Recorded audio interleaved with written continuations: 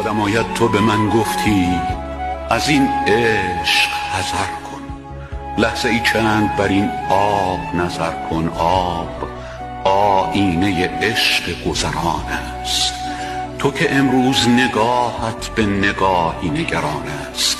باش فردا که دلت با دگران است، تا فراموش کنی چندی از این شهر سفر. با تو گفتم حذر از عشق ندانم، سفر از پیش تو هرگز نتوانم. روز اول که دل من به تمنای تو پر زد، چون کبوتر لب بام تو نشستم. تو به من سنگ زدی، من نه رمیدم نه گسستم. رفت در ظلمت غم آن شب و شبهای دگر. نه گرفتی دگر از عاشق آزرده خبر هم، نه کنی دیگر از آن کوچه گذر هم.